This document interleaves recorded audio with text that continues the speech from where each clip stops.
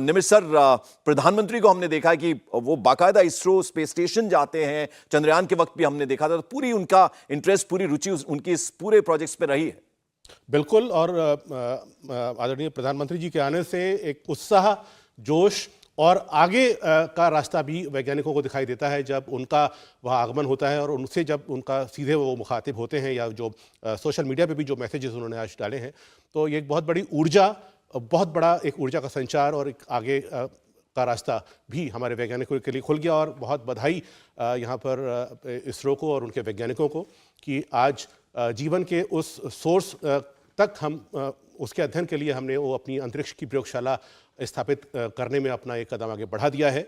और ऐसे तमाम गुत्थियाँ, ऐसे तमाम चीज़ें का हम अध्ययन कर पाएंगे और पूरे देश ही नहीं बल्कि दुनिया की निगाहें हैं इस एक्सपेरिमेंट पर, इस प्रयोग पर, और इससे जो डाटा निकलेगा वो दुनिया भर में शेयर भी किया जाएगा। जी बिल्कुल। त्यागी सर, हम आपके चेहरे पर भी मुस्कुराहट देख रहे हैं, जरा आपका भी रिएक्शन चाहेंगे। हाँ। देखिए, प्रधानमंत्री ने तो ट्वीट कर दिया है, बेहद खुश है प्रधानमंत्री भी। बिल्कुल बिल्कुल, क्योंकि देखिए ये मेरा एक एज ए साइंस से जुड़ा होने के नाते एक सूरज एक ऐसा कि वो हमेशा गुत्थी बना हुआ था, और बहुत सारी चीज़ें जो है उसके बारे में हमें अभी तक हमारी जो नॉलेज है थियोरेटिकल है, फुल प्रूफ नहीं है, कहें कि उसको एक्सपेरिमेंटली उसको प्रूव अभी नहीं किया गया है। तो ये एक कदम है हमारा आदित्य जो ऑन साइट इन सीटो कुछ एक्सपेरिमेंट्स भी कर रहा है, कुछ डाटा भी कलेक्ट कर रहा है, और उसके बेसिस पे जो मैं जरा एक बार प्रधानमंत्री का ट्वीट पढ़ दूं। 7 मिनट पहले उन्होंने ट्वीट किया, India creates yet another landmark, India's first solar observatory Aditya L1 reaches its destination, it is a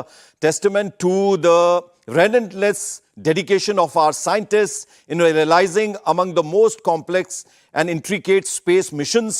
I join the nation in applauding this mission, and I join the nation in applauding this extraordinary feat. We will continue to pursue new frontiers of science for the benefit of humanity. यानी यहीं नहीं रुकेंगे, इसके बाद भी इस तरह के कदम जो हैं वो हमारे साइंटिस्ट उठाते रहेंगे। घोष सर, प्रधानमंत्री ने ट्वीट किया है। जी हाँ, वो मैं तो सोचता हूँ कि प्रधानमंत्री जी हर वक्त एक इंस्पायर करते हैं, स्पेशली वैज्ञानिकों को।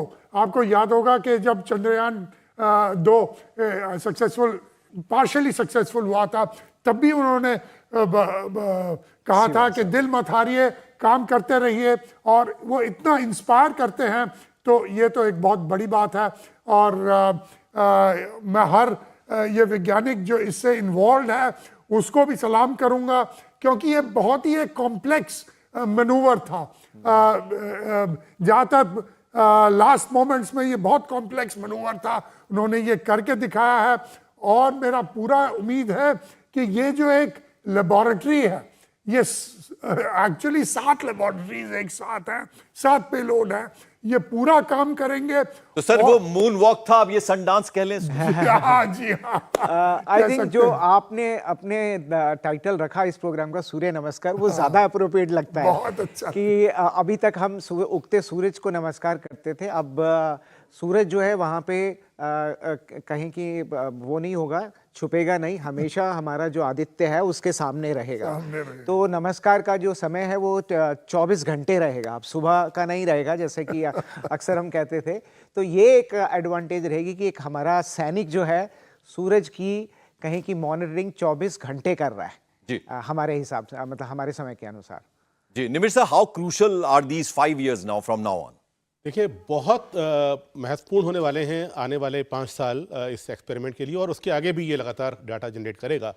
और जो पेलोड्स इसमें लगाए गए हैं वो हमको बताएंगे बहुत बारीकी से न्यूक्लियर जो फिजन के बारे में, और यहाँ पर आज देश में और दुनिया में न्यूक्लियर फ्यूजन के अलावा जो परमाणु विखंडन है, उसके अलावा परमाणु संलयन, उससे हम एनर्जी, एटॉमिक एनर्जी जो बनाने जा रहे हैं, उसको एक नई दिशा मिल पाएगी। हम सोलर एनर्जी पर बहुत काम कर रहे हैं, उसमें हम कुछ कदम आगे और बढ़ा पाएंगे, और ये समझ पाएंगे कि जो सौर तूफान है वो कैसे आता है, जो सूरज का जो वातावरण है, जो कोरोना है, जो उसका फोटोस्फीयर है, जो क्रोमोस्फीयर है, उसमें क्या क्या चीज़ें होती रहती हैं, और जो सूरज की मैग्नेटिक फील्ड है उसमें कहीं कुछ बदलाव हो जाता है, तो वो एक तरह से सौर तूफान का रूप ले लेता है। और उसका एक छोटी सी सौर लपट, जिसे हम सोलर फ्लेयर कहते हैं, उसमें इतना ज़बरदस्त धमाका होता है कि वो कई हाइड्रोजन बॉम्ब से भी ज़्यादा हो सकता है।